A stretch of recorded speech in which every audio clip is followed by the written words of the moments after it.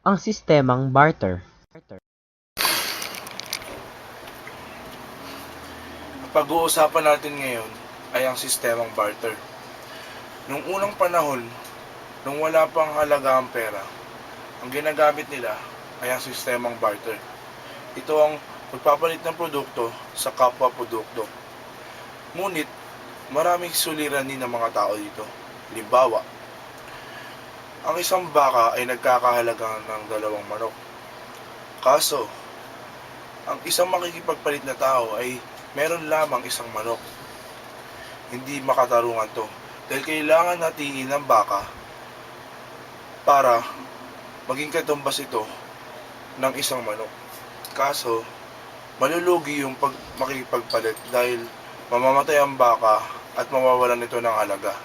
Hindi ito makanganak.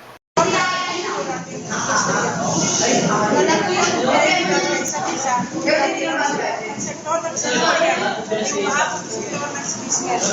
Kaya kanyang mga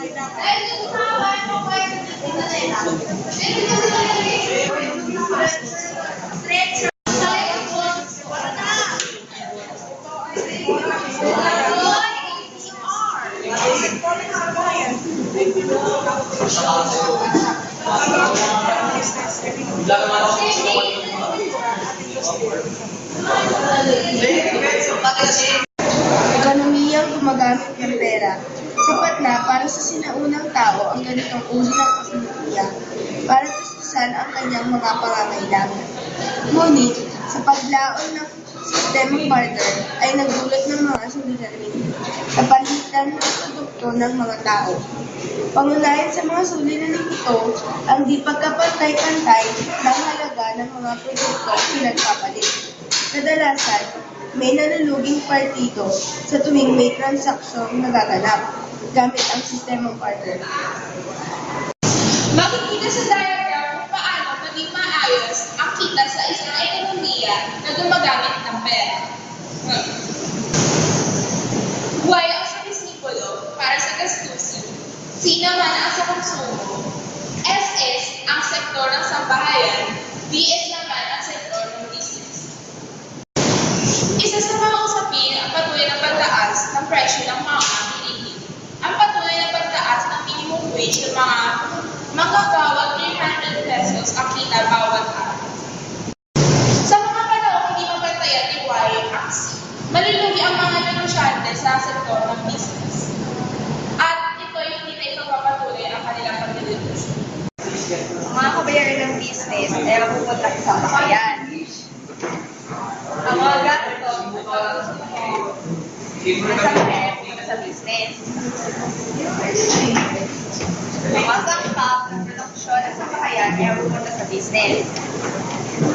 At ang produkto at servisyo ng business ay mapupunta sa sambahayan. Ekonomiyang gumagamit ng pera at nag-iipon. Magandang hapon po sa inyong lahat.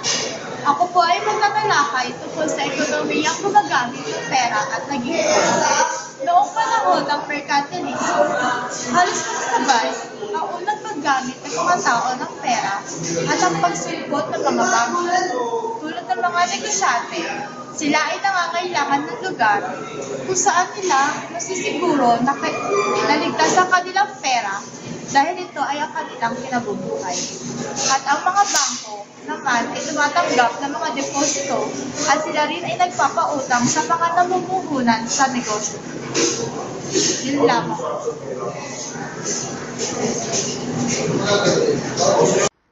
Tama siya.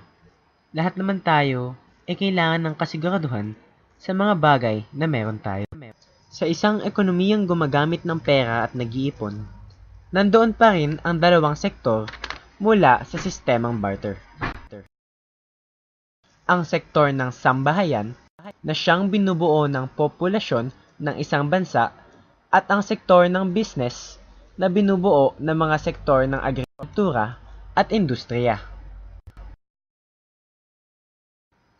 Sa isang ekonomiyang gumagamit ng pera at nag-iipon, mayroong bahagi ng pera ng sektor ng sambahayan na karaniwang bumabalik sa mga negosyante sa sektor ng business.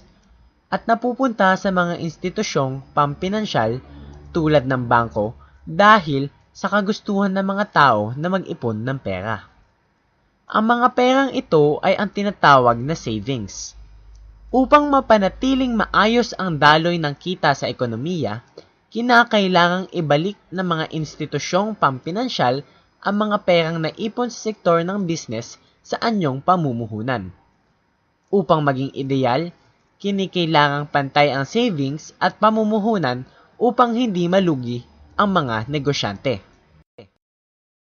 Makikitang ang mga mamamayan ay nag-iipon ng kanilang pera kung ang mga bangko ay nakakakalap ng malaking halaga ng pera.